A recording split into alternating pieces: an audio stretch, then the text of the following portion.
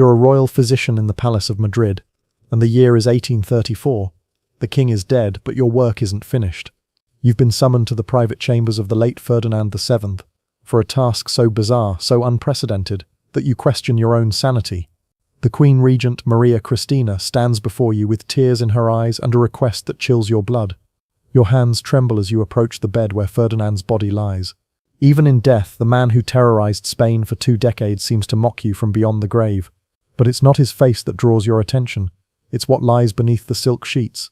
The thing that defined his reign as much as his cruelty, his paranoia, or his betrayals. The anatomical monstrosity that historians would whisper about for centuries but never dare write in their official accounts.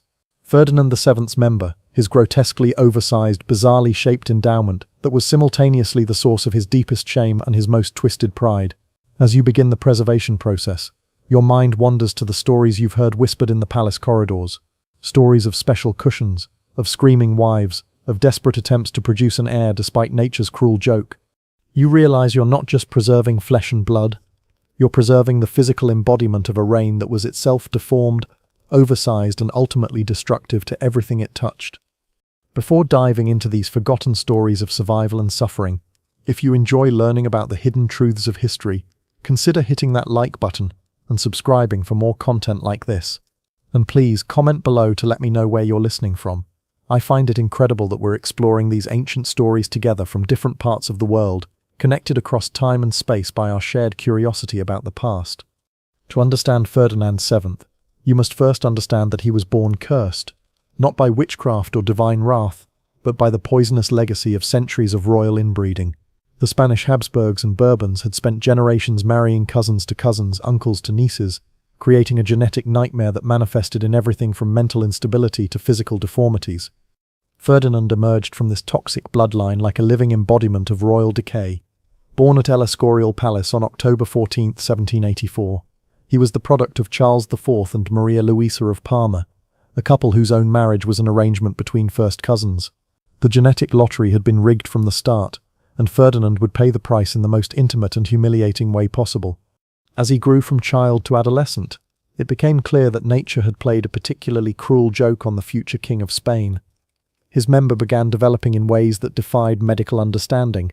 By his teenage years, court physicians were already whispering about the royal anomaly, a dong so massive and strangely shaped that it seemed almost alien in its proportions.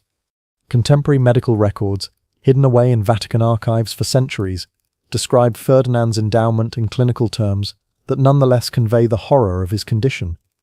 One physician wrote, "His Royal Highness is afflicted with a member of such extraordinary dimensions and peculiar form that intimate relations may prove challenging."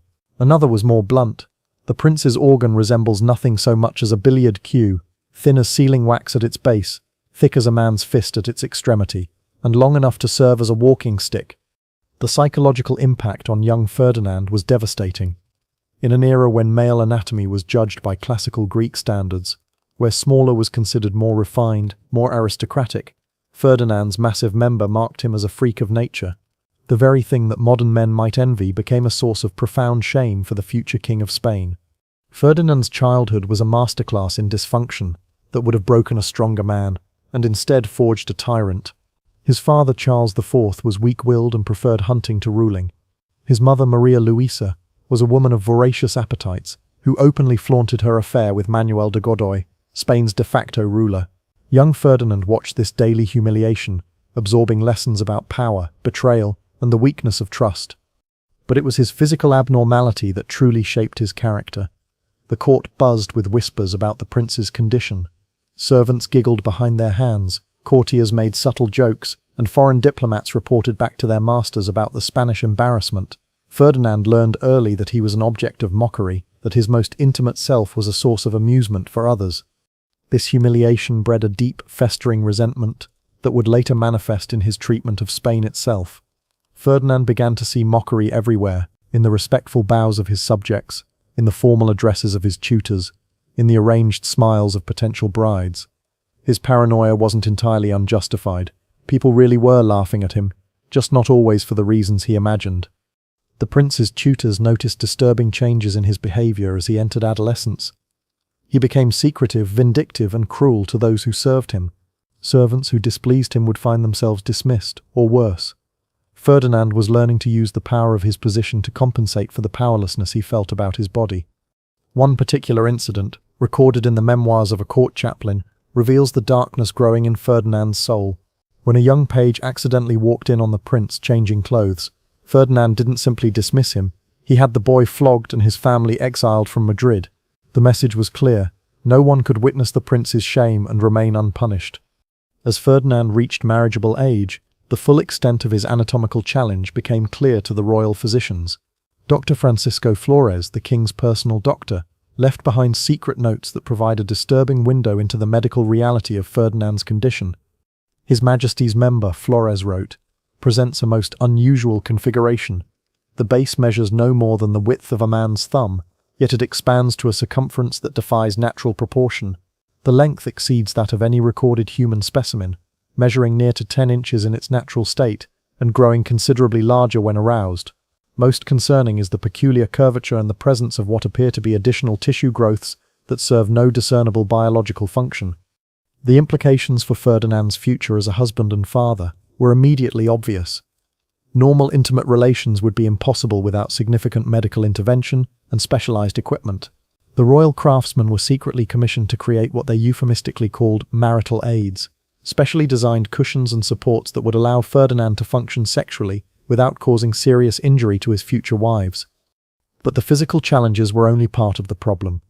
Ferdinand's condition had psychological ramifications that went far beyond the bedroom. He became obsessed with potions and elixirs that promised to normalize his anatomy or enhance his fertility. Court alchemists and foreign physicians were secretly brought to Madrid, each promising miracle cures that inevitably failed. The prince spent fortunes on these quack remedies. He consumed mixtures of ground rhinoceros horn, powdered pearls, and rare herbs that were supposed to regulate his royal essence. Some potions were meant to shrink his member to normal proportions.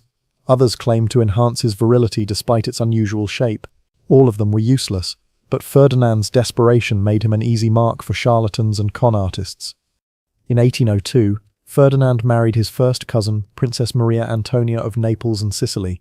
The match was arranged when both were still teenagers, and Maria Antonia arrived in Madrid with romantic notions about her future husband.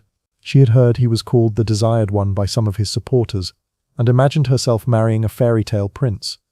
The wedding ceremony was magnificent, as befitted the union of two royal houses. The cathedral filled with music, the streets of Madrid echoed with celebration, and the young couple looked every inch the perfect royal partnership. Maria Antonia was beautiful, intelligent, and genuinely excited about her new life. Ferdinand, for his part, seemed almost normal in public, charming, attentive, and appropriately romantic. But royal weddings end, and wedding nights begin. The first sign of trouble came when Ferdinand's valet approached Maria Antonia's ladies-in-waiting with an unusual request. Special preparations were needed for the royal bedchamber, equipment that the ladies didn't understand but were assured was customary for royal couples. Custom-made cushions were brought in, along with bottles of oils and salves, and various implements that seemed more medical than romantic. Maria Antonia, sheltered and innocent as most royal brides of her era, understood none of this. Her education had been strictly religious, focusing on languages, music, and courtly etiquette. The basic facts of married life had been explained to her in the vaguest possible terms by nervous older women who themselves knew little about the specific challenges she was about to face. When Ferdinand entered the bridal chamber, Maria Antonia's first glimpse of her husband's naked form sent her into hysterics. One lady-in-waiting, writing years later, described the scene. Her Majesty began screaming as though she had seen the devil himself.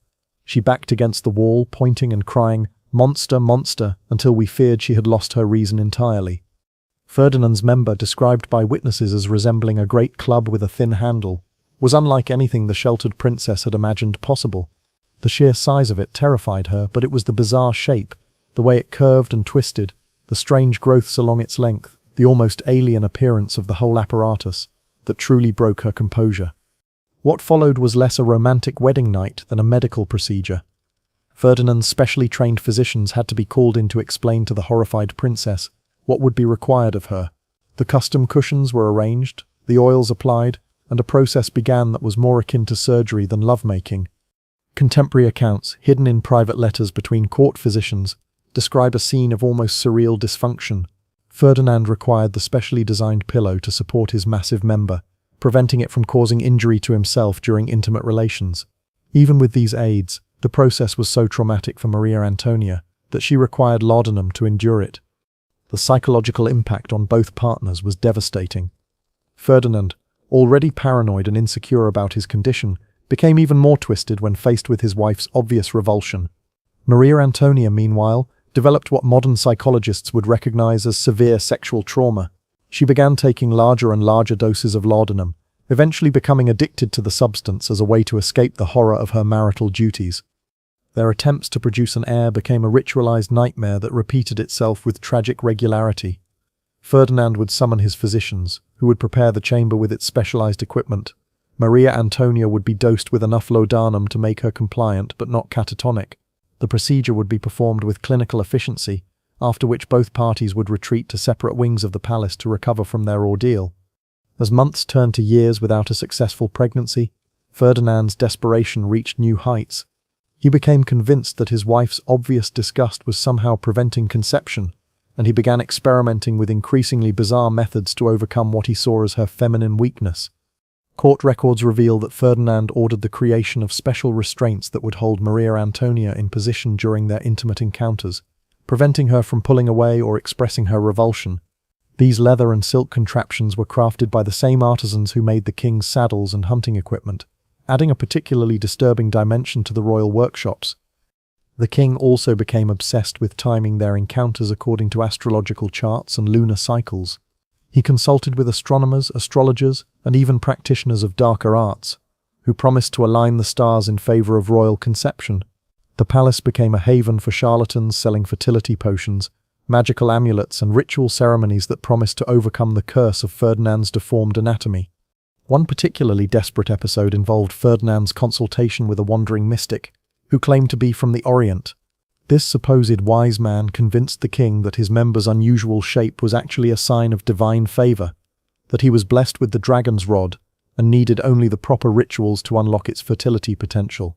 For 3 months, Ferdinand subjected himself and his wife to bizarre ceremonies involving incense, chanting, and positions that were supposedly based on ancient Chinese texts. Twice, miraculously, Maria Antonia did become pregnant. The court rejoiced, Ferdinand's confidence soared, and Spain held its breath waiting for the birth of an heir to the throne. But both pregnancies ended in devastating miscarriages that left the royal couple more traumatized than ever. The first miscarriage, in 1804, occurred in the 4th month of pregnancy. Court physicians attributed it to the unusual stresses placed upon Her Majesty's delicate constitution. What they meant, but could never say openly, was that Ferdinand's anatomical abnormality had made the sexual act so traumatic that Maria Antonia's body couldn't sustain a pregnancy to term. The second miscarriage in 1805 was even more devastating. This time, Maria Antonia carried the child almost to full term, before losing it in a labor so difficult and bloody that it nearly killed her. The Queen never fully recovered from this ordeal, and her addiction to laudanum became so severe that she was essentially a walking ghost for the remaining 2 years of her life. Ferdinand's reaction to these losses revealed the true depths of his selfishness and cruelty. Rather than showing compassion for his wife's suffering, he became convinced that she was deliberately sabotaging their chances of producing an heir. He accused her of taking substances to prevent pregnancy, of deliberately moving in ways that would cause miscarriages, and of harboring secret liberal sympathies that made her unwilling to provide Spain with a proper Catholic heir. These accusations, whispered in the corridors of the palace, destroyed what little remained of Maria Antonia's mental health. She began to believe that she was indeed cursed, that her body was rejecting Ferdinand's seed because of some hidden sin or divine displeasure. Her last months were spent in almost constant prayer, begging forgiveness for sins she couldn't name and crimes she had never committed. When Maria Antonia died in May 1807, at the age of only 21, the official cause was listed as fever and complications from her delicate constitution. The truth was far darker. She had essentially died of despair, her body and mind destroyed by years of sexual trauma, drug addiction, and psychological abuse. But even in death, Maria Antonia couldn't escape the twisted world of Ferdinand's paranoia. Rumors immediately began circulating that she had been poisoned, not by political enemies, but by Ferdinand himself, who had grown tired of her failures as a wife, and wanted to start fresh with a new bride who might be more successful at producing an heir. These rumors were fueled by the suspicious death of the palace apothecary, who was found dead in his chambers just days after Maria Antonia's passing. He had left behind a cryptic letter that was immediately seized by Ferdinand's agents and never seen again. Some whispered that the letter contained confessions about poisons administered to the Queen. Others believed it revealed the true nature of Ferdinand's medical condition and the impossible demands placed on his wife. Ferdinand's behavior following Maria Antonia's death was telling. While he made the appropriate public displays of grief, privately he seemed almost relieved. Within weeks he was already making inquiries about potential second wives, focusing particularly on women who had already proven their fertility by bearing children in previous marriages. The king's physicians, meanwhile, were working frantically to develop new treatments for his condition. If Ferdinand was to remarry successfully, they needed to find ways to make intimate relations less traumatic for his future wives. This led to some of the most bizarre medical experiments in royal history, as doctors attempted to create ever more sophisticated marital aids and develop new surgical techniques that might reshape Ferdinand's anatomy. As Ferdinand approached his second marriage, his character was already showing the twisted traits that would later make him one of history's most despised monarchs. The sexual trauma of his first marriage, combined with his deep-seated insecurities about his physical condition, had created a man incapable of genuine human connection or empathy. Ferdinand had learned to see other people not as individuals with their own feelings and needs, but as tools to be used for his pleasure or obstacles to be eliminated.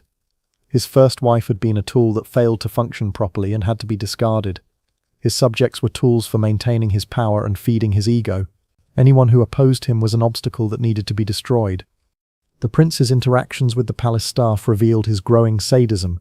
He began testing the limits of his power by issuing increasingly arbitrary and cruel orders. Servants who accidentally glimpsed his naked form were not just dismissed, but often disappeared entirely.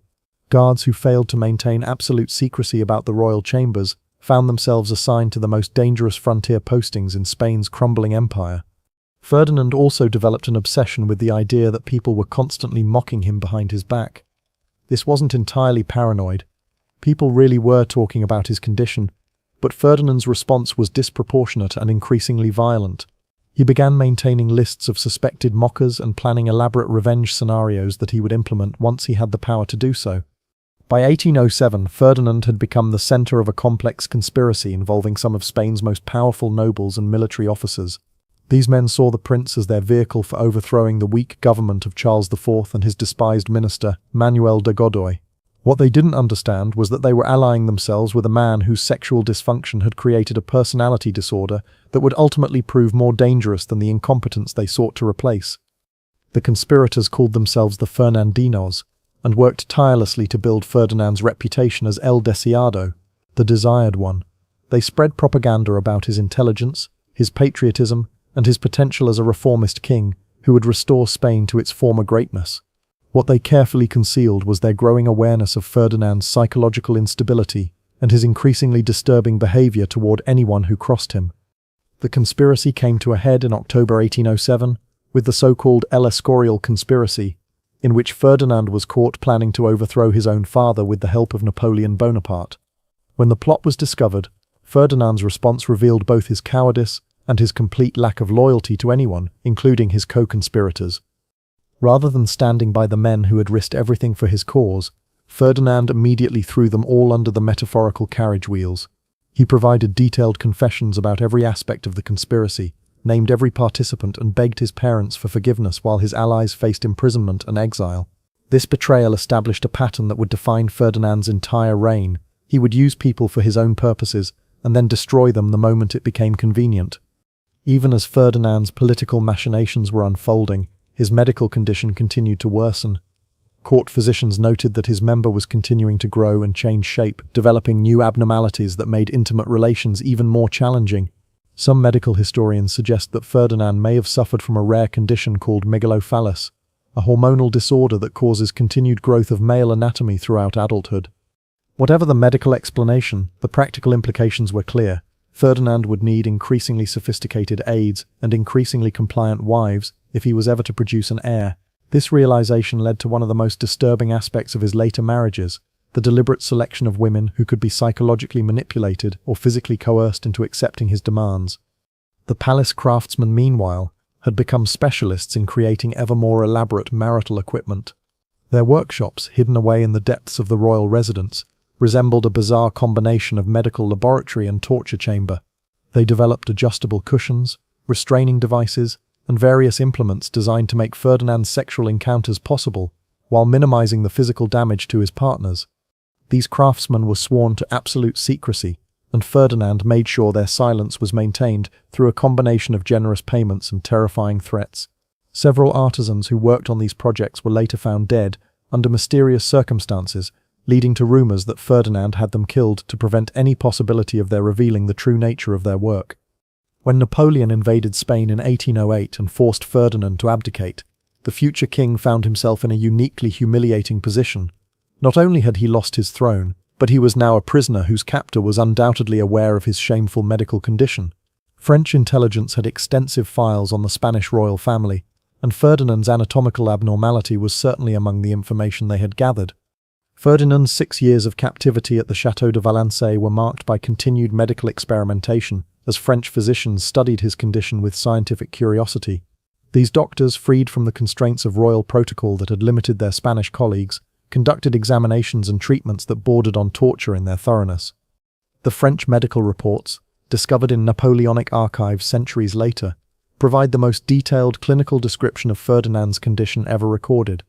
They describe a sexual organ so large and misshapen that it seemed to belong to a creature from mythology rather than a human king. The French doctors theorized that Ferdinand's condition was the result of multiple genetic disorders combining in a single individual, creating what they called a perfect storm of anatomical dysfunction. During his captivity, Ferdinand also received word of various Spanish nobles and military leaders who were fighting for his restoration. The irony was profound. Brave men were dying in muddy trenches and mountain passes to restore a king whose primary concern was finding new ways to manage his sexual dysfunction and produce an heir to continue his cursed bloodline. Ferdinand spent his exile years writing extensive letters to various European royalty, seeking potential brides who might be willing to accept his special circumstances. These letters, written in his own hand, reveal a man completely disconnected from the suffering of his people and obsessed entirely with his own intimate problems. While Spain burned, Ferdinand was planning his next wedding night. When Ferdinand returned to Spain in 1814, the crowds that greeted him were unlike anything Europe had ever seen.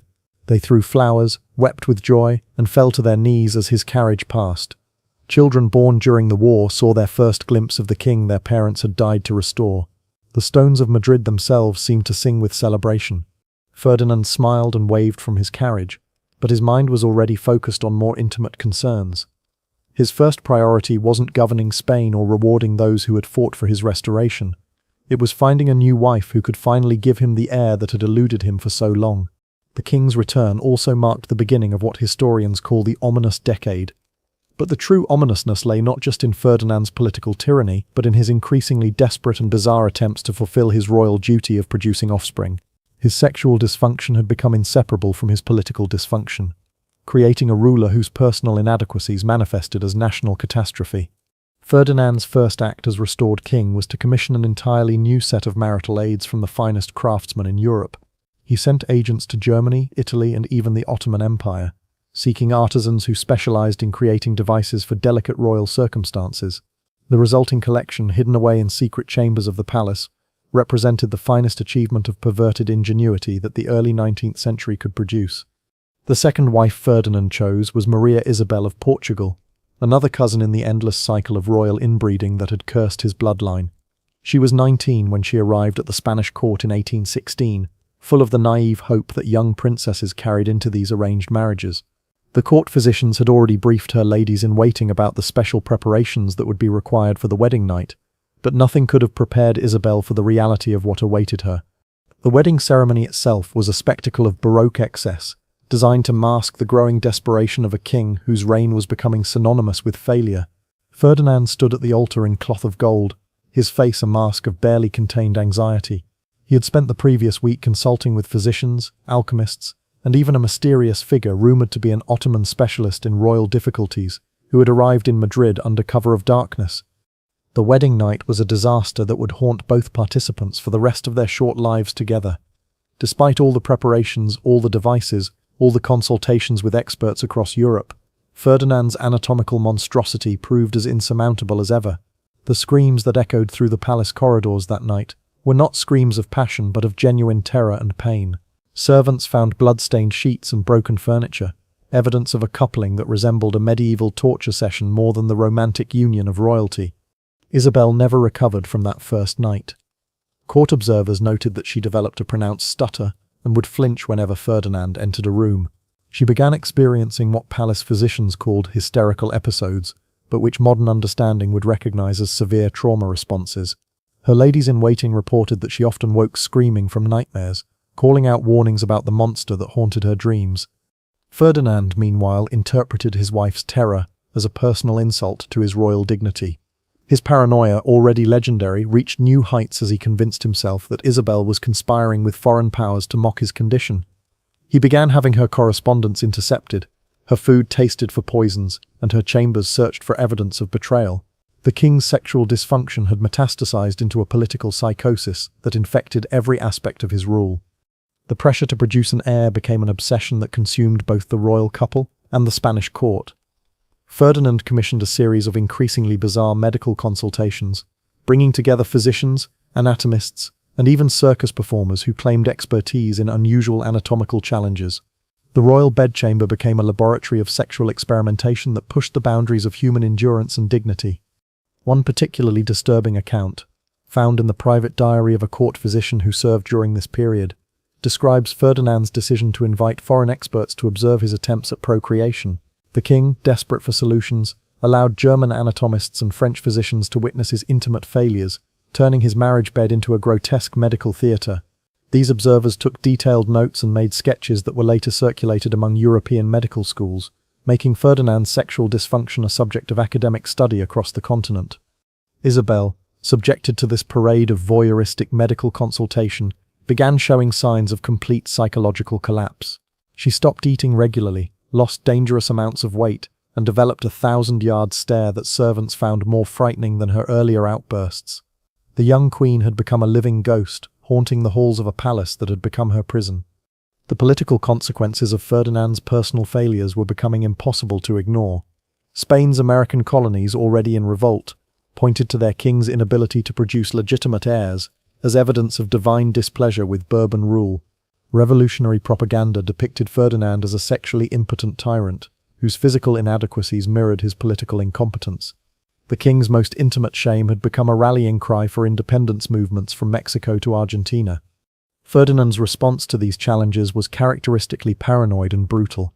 He launched a new wave of purges, targeting anyone suspected of spreading rumors about his condition or supporting colonial independence.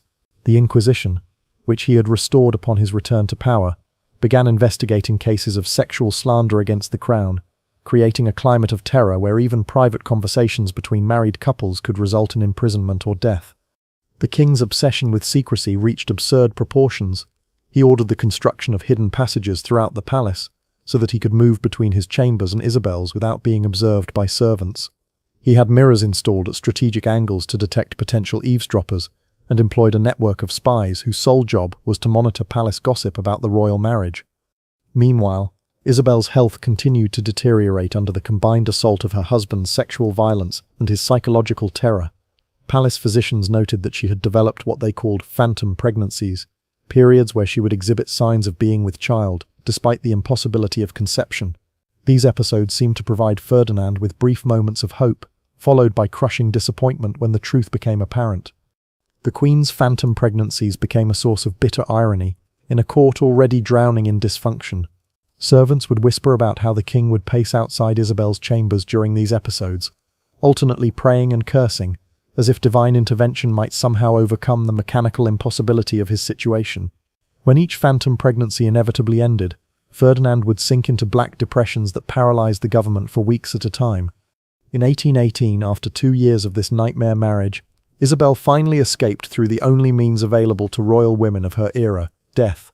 She succumbed to what court physicians diplomatically termed nervous exhaustion, though private letters from palace staff suggest she may have hastened her own end through subtle forms of self-harm. Her final words, according to her confessor, were a prayer of gratitude for her approaching liberation. Ferdinand's reaction to Isabel's death revealed the full extent of his psychological deterioration. Rather than mourning his wife, he became convinced that she had been murdered by enemies seeking to prevent him from producing an heir. He ordered autopsies performed by multiple physicians, searched for evidence of poison, and had several of Isabel's ladies-in-waiting arrested on suspicion of conspiracy. The king's grief was indistinguishable from his paranoia, creating a feedback loop of rage and suspicion that consumed everyone around him. The funeral of Queen Isabel became a macabre spectacle that horrified even Ferdinand's supporters. The king insisted on viewing the body multiple times during the preparation process, touching the corpse and muttering about the wasted potential of her womb. He commissioned a death mask and had it displayed in his private chambers, where visitors reported seeing him conducting conversations with the lifeless face of his deceased wife. But Ferdinand's quest for an heir could not be delayed by grief or madness. Within months of Isabel's burial, his advisors were already negotiating for a third wife.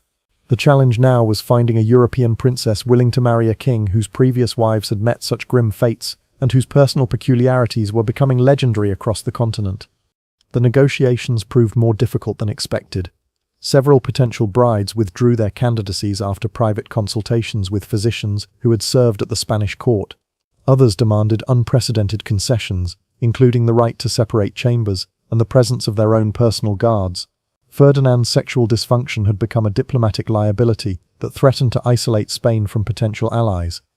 Eventually, the king's agents found Maria Josepha Amalia of Saxony, a Saxon princess whose family's desperate financial situation made them willing to overlook Ferdinand's notorious reputation.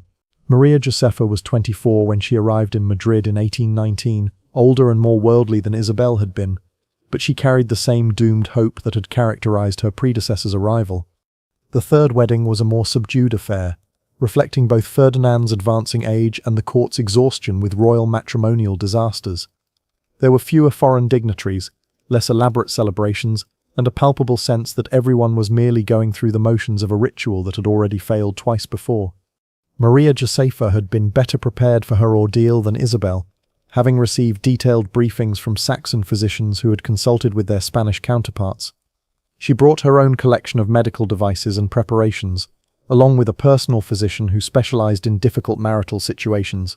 Her approach to the marriage was more clinical than romantic, treating her royal duties as a medical challenge to be solved through scientific methodology. This practical approach served her better than Isabel's romantic naivety, but it could not overcome the fundamental impossibility of Ferdinand's condition. The third marriage settled into a pattern of scheduled attempts at intimacy, carefully planned and medically supervised encounters that resembled surgical procedures more than expressions of marital affection. Maria Josepha kept detailed records of these sessions, noting times, techniques, and outcomes with the precision of a research scientist. The Queen's clinical detachment seemed to frustrate Ferdinand even more than Isabel's terror had. He began to suspect that Maria Josepha viewed him as a medical curiosity rather than a husband, and his paranoia expanded to include fears that she was secretly documenting his condition for foreign intelligence services. The king's spies reported that the Queen maintained extensive correspondence with Saxon court physicians, sharing what Ferdinand believed were state secrets about his anatomy. Meanwhile, Spain continued its collapse under the weight of Ferdinand's misrule. The American colonies had achieved independence one by one, taking with them the wealth that had sustained the Spanish Empire for 3 centuries. The king's obsession with his sexual dysfunction had left him incapable of addressing the political and economic crises that were tearing his kingdom apart. Cabinet meetings were postponed when Ferdinand was having a difficult period with his wife, and important decisions were delayed for weeks while the king consulted with physicians about new techniques for achieving conception. The Spanish people, initially grateful for Ferdinand's return, had begun to understand the true cost of their restored monarch. Revolution simmered in the cities while bandits controlled the countryside. The king's subjects starved while he spent fortunes on sexual aids and foreign medical consultants. Spain had become a European laughingstock, its decline symbolized by a ruler whose most intimate failures had become public knowledge. In 1829, after 10 years of clinical matrimony, Maria Josepha achieved what many had thought impossible. She became pregnant. The news sent shockwaves through the Spanish court and across Europe, where diplomatic correspondence buzzed with speculation about how Ferdinand had finally overcome his anatomical obstacles. Some suggested divine intervention, others credited advances in medical science, while the most cynical observers whispered about infidelity and illegitimate succession. Ferdinand's reaction to the pregnancy was a mixture of euphoria and terror. He hired additional guards to protect Maria Josepha, brought in the finest physicians from across Europe, and had her chambers blessed by every religious authority in Madrid. The king's desperation to protect this miraculous pregnancy bordered on madness, as he convinced himself that enemies would attempt to sabotage his long-awaited heir through supernatural or scientific means. The pregnancy progressed normally until the 7th month, when Maria Josepha began experiencing complications that palace physicians struggled to understand. Modern medical knowledge suggests she was suffering from placental abruption, a condition that could have been managed with proper care. However, Ferdinand's interference with her medical treatment, his insistence on consulting mystics and alchemists alongside trained physicians, created a chaotic environment that made effective intervention impossible. On May 18, 1829, Maria Josepha went into premature labor. The delivery was a horror that traumatized everyone present, as Ferdinand insisted on personally supervising the proceedings, despite having no medical knowledge whatsoever. The baby, a daughter, lived for only a few hours before succumbing to the complications of premature birth.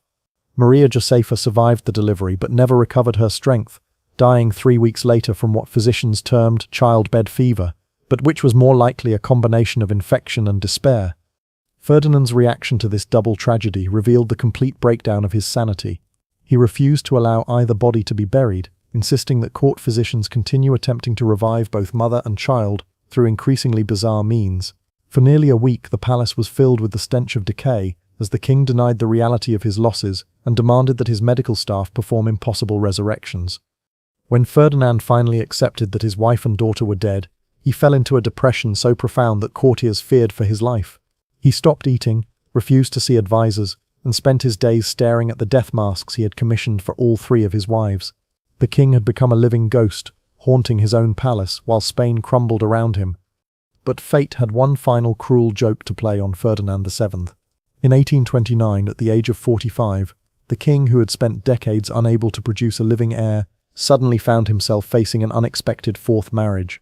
His advisors, desperate to provide stability for a collapsing kingdom, had identified Maria Cristina of Naples as a potential bride. What they didn't tell Ferdinand until after the marriage negotiations were complete was that Maria Cristina was already pregnant by another man when she arrived in Madrid. The 4th wedding, conducted in 1829, was a farcical affair that fooled no one. Maria Cristina was visibly pregnant when she walked down the aisle, carrying a child that could not possibly be Ferdinand's. The king, however, was so desperate for an heir that he willingly accepted this obvious deception, convinced that divine providence had finally answered his prayers through unconventional means.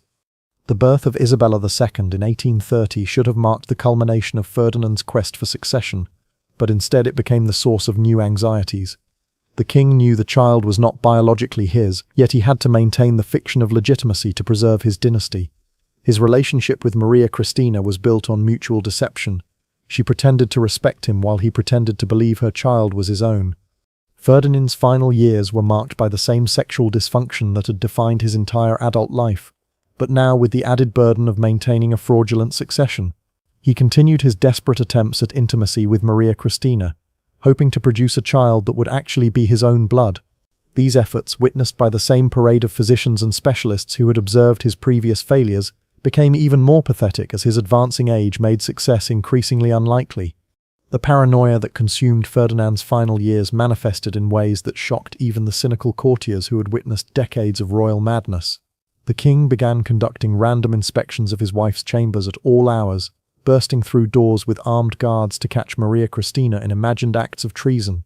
These midnight raids terrified the queen's ladies-in-waiting, who never knew when they might find themselves face to face with a wild-eyed monarch wielding accusations of conspiracy. Ferdinand's obsession with surveillance reached grotesque proportions. He had peepholes drilled into the walls between his chambers and Maria Cristina's, spending hours watching her through these crude spy holes like some demented voyeur. Palace servants reported seeing the king's eye pressed against these openings during his wife's most private moments, while she nursed their daughter, while she prayed, while she simply sat in contemplation. The queen, aware of this constant observation, began to move through her own rooms like a prisoner, carefully controlling every gesture and expression. The food-tasting rituals became elaborate ceremonies of suspicion that could delay meals for hours. Ferdinand insisted that not only must every dish be tasted, but that the tasters must wait 30 minutes between sampling and serving to ensure any slow-acting poisons would take effect. The king watched these unfortunate servants with the intensity of a hawk studying prey, searching their faces for any sign of distress that might indicate contamination. Several tasters collapsed from nervous exhaustion under this constant scrutiny, which only reinforced Ferdinand's belief that assassination attempts were imminent. Maria Cristina, trapped in this web of suspicion, began showing signs of the same psychological deterioration that had claimed Ferdinand's previous wives. Her letters to her family in Naples, intercepted and read by the king's spies, revealed a woman slowly losing her grip on sanity. She wrote of feeling constantly watched, of jumping at shadows, of finding herself unable to trust even her own servants. The queen described her life as existing in a glass cage where every breath is monitored for signs of rebellion. The king's paranoia extended beyond his immediate family to encompass the entire court structure. He began rotating his personal guards daily, convinced that prolonged service would lead to corruption by enemy agents. Cabinet ministers found themselves subjected to loyalty tests that bordered on the absurd. Ferdinand would make contradictory statements in private meetings to see if ministers would correct him, interpreting any contradiction as evidence of treasonous intentions. The Spanish court, once the envy of Europe for its sophisticated etiquette and cultural refinement, devolved into a bizarre theatre of mutual surveillance. Courtiers learned to speak in coded language, to avoid direct eye contact with the king, and to carry themselves with the careful neutrality of diplomats in enemy territory. Conversations were conducted in whispers, relationships were formed and dissolved based on perceived loyalty to competing factions, and everyone understood that a careless word could result in imprisonment or exile. Ferdinand's relationship with his infant daughter Isabella became another source of pathological anxiety. Despite knowing she was not his biological child, he simultaneously loved her as his heir and resented her as evidence of his sexual failure. The king would spend hours staring at the baby, searching her features for signs of resemblance to himself, or to possible fathers. He commissioned artists to create detailed portraits of Isabella at various stages of infancy, comparing these images to paintings of himself and Maria Cristina's previous lovers. The question of Isabella's paternity tormented Ferdinand with particular intensity because it represented the ultimate triumph of his sexual dysfunction. Here was a child who would inherit his throne precisely because he had been unable to produce legitimate offspring. The irony was not lost on him that his greatest political success, securing the succession, was simultaneously his most profound personal failure. This contradiction ate at him like acid, poisoning his few moments of happiness with his daughter. Ferdinand began consulting genealogists and physiognomists, hoping to find scientific proof of Isabella's legitimacy that would quiet his doubts. These experts, well aware of the dangerous nature of their task, provided carefully ambiguous opinions that could be interpreted as supporting whatever conclusion the king preferred.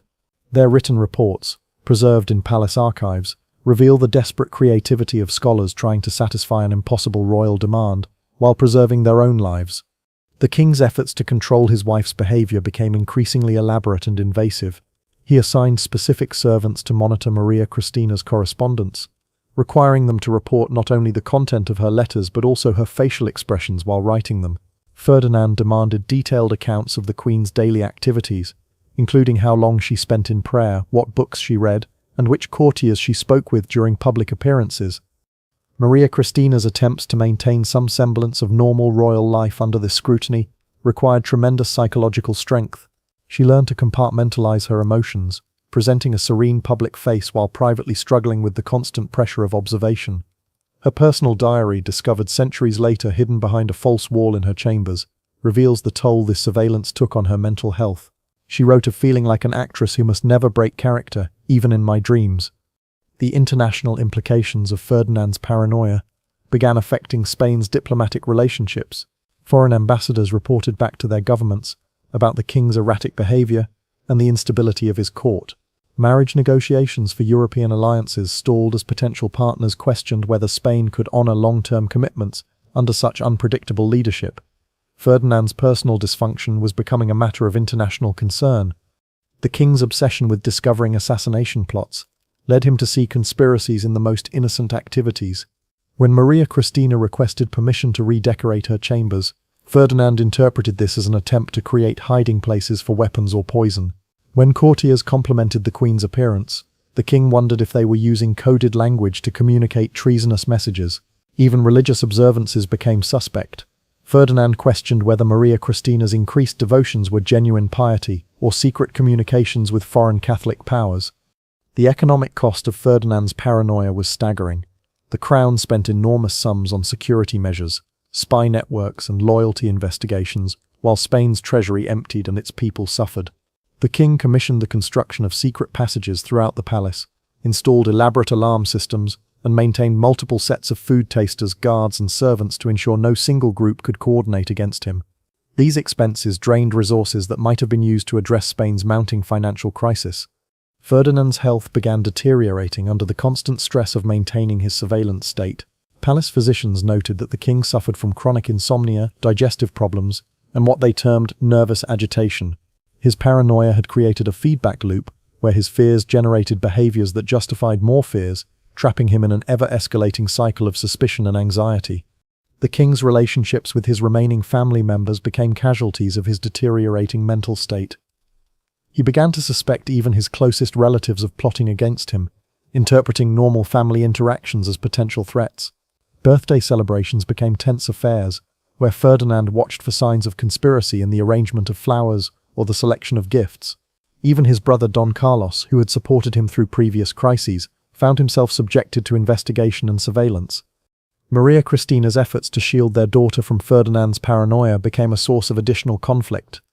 The king interpreted the queen's protective instincts as evidence that she was preparing Isabella for rule by foreign powers.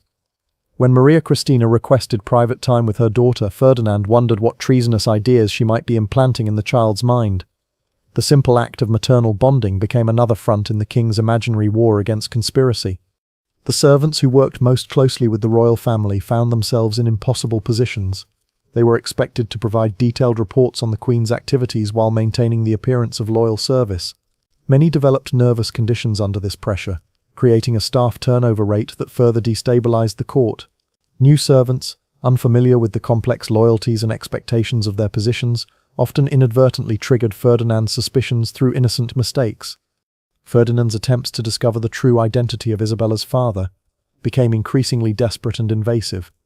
He had investigators compile detailed dossiers on every man who had interacted with Maria Christina during her time in Naples, searching for physical characteristics that might match his daughter's features. These investigations extended to examining the medical records of potential fathers, their family histories, and even their personal correspondence from years before Isabella's conception. The king's bedroom became a museum of his sexual failures, filled with portraits of his dead wives, medical devices that had failed to solve his anatomical problems, and religious relics he hoped might provide divine intervention for his dysfunction. Visitors to these private chambers reported an atmosphere of desperate sadness that seemed to cling to the walls like incense. Ferdinand would conduct audiences from this space, surrounded by reminders of his most intimate failures while discussing matters of state. The psychological pressure on Maria Christina intensified as Ferdinand's behavior became more erratic.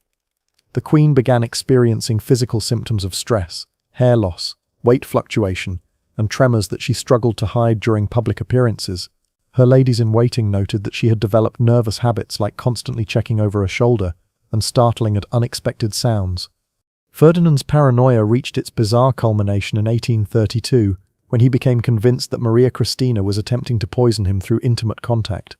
The king began demanding that his wife submit to medical examinations before any physical interaction, searching for evidence of toxins that might be transmitted through skin contact. These examinations, conducted by court physicians in Ferdinand's presence, represented the final degradation of whatever remained of their marital relationship. The international community watched Spain's descent into madness with a mixture of fascination and horror. Diplomatic correspondence from this period reveals that European powers were actively planning for the eventual collapse of Ferdinand's government, recognizing that the king's personal dysfunction made stable rule impossible. Some nations began secretly supporting regional independence movements within Spain, calculating that the fragmentation of the Spanish Empire would be preferable to its continued rule by an unstable monarch. As 1833 dawned, Ferdinand's physical health finally began reflecting the psychological damage of his paranoid reign.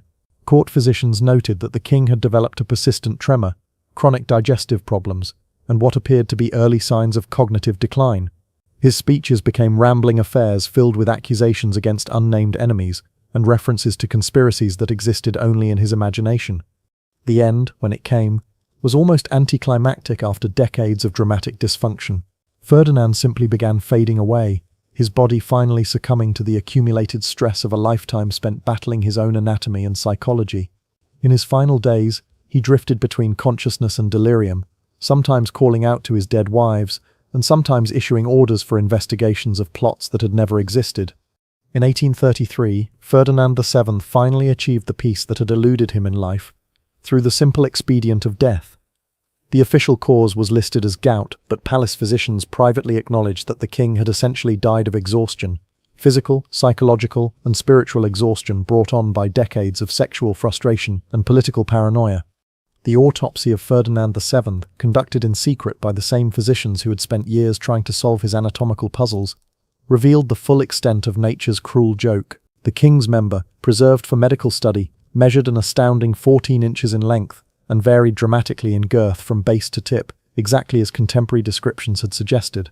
More disturbing was the discovery of internal scarring and deformity that made normal sexual function essentially impossible, explaining decades of failure and frustration. But the autopsy also revealed something else. Evidence of deliberate self-harm dating back to Ferdinand's teenage years. The king had apparently spent decades attempting various forms of self-surgery, trying to modify his anatomy to make normal intimacy possible. These pathetic attempts at self-correction, conducted in secret with whatever tools he could acquire, had only made his condition worse while adding layers of psychological trauma to his physical abnormalities. The preserved organ, along with detailed medical drawings and written observations, was sealed in the Vatican archives where it remains to this day.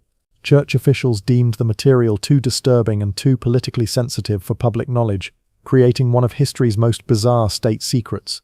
Scholars who have been granted access to these materials describe them as simultaneously fascinating and deeply unsettling, a window into the private hell of absolute power corrupted by anatomical fate. Ferdinand's death marked the end of an era, but his legacy lived on in the fractured Spain he left behind.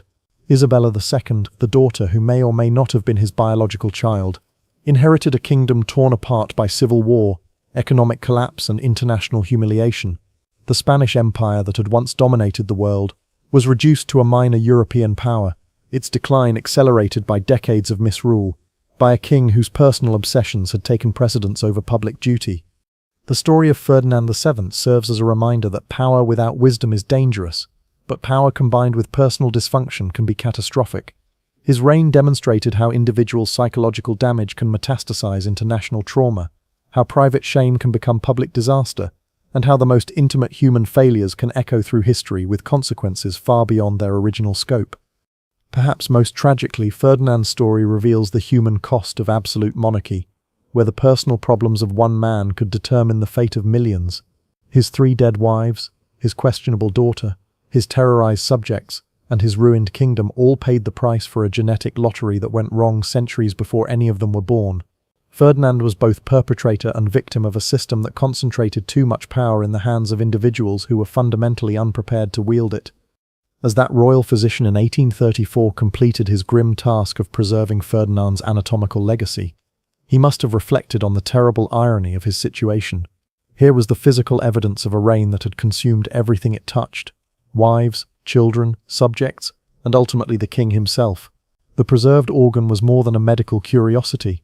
It was a monument to the destructive power of shame, the corruption of unchecked authority, and the tragic waste of human potential. In the end, Ferdinand VII achieved a kind of immortality, but not the kind he had sought. His name lived on not as a great king or successful ruler, but as a cautionary tale about the dangers of allowing personal dysfunction to masquerade as political power.